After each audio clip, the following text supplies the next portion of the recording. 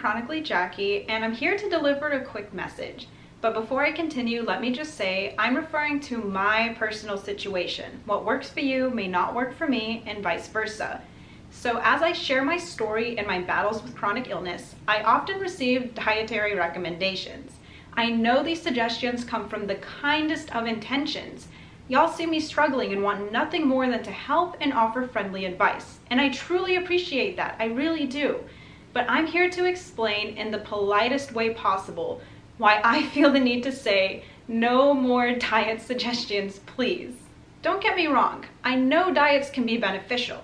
In fact, I've tried a few: gluten-free, dairy-free, FODMAP, low FODMAP. I gave each of them a fair chance, and in all honesty, they did very little for me. This is because I have gastroparesis, meaning my stomach is partially paralyzed, and no matter what I eat or do not eat, nothing is going to change this. But wait, you may know someone with gastroparesis who benefits from a specific diet.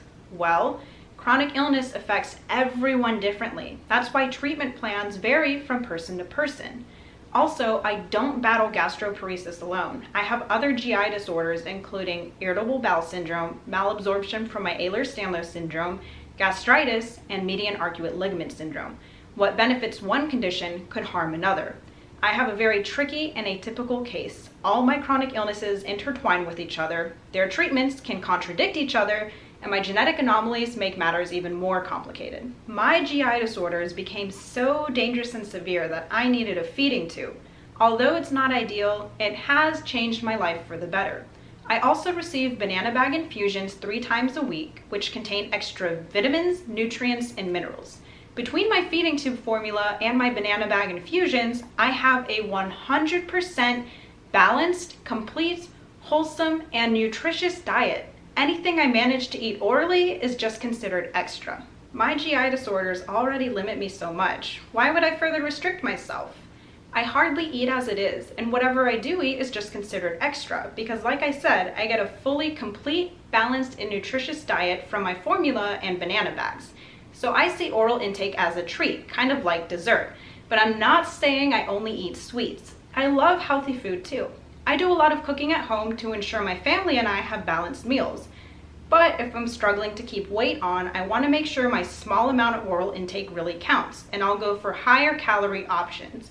Basically, even though I have a small amount of oral intake, I eat a wide variety of things, avoiding my trigger foods and sticking to my safe foods. But symptoms can be wildly unpredictable. What's considered a safe food one day could make me terribly sick the next day. I can do everything right and everything can go wrong, because even if I play by the rules, chronic illness isn't always fair. And most of what I eat doesn't get digested anyways. It either comes out the drainage port in my feeding tube or I vomit it up, because I have a partially paralyzed stomach and nothing is going to change this. So why am I still trying to eat?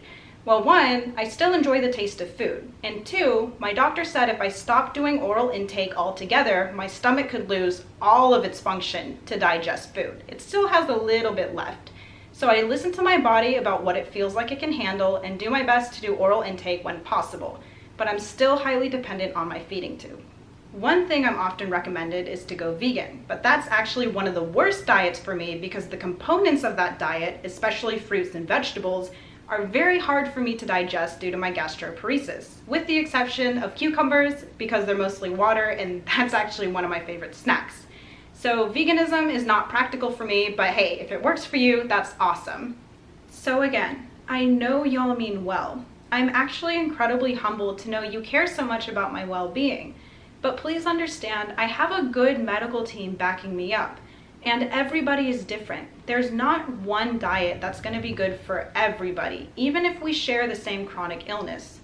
Also, if you're suggesting a diet, I've probably already been suggested that diet many times, and it can get tiring having to continuously explain my dietary choices.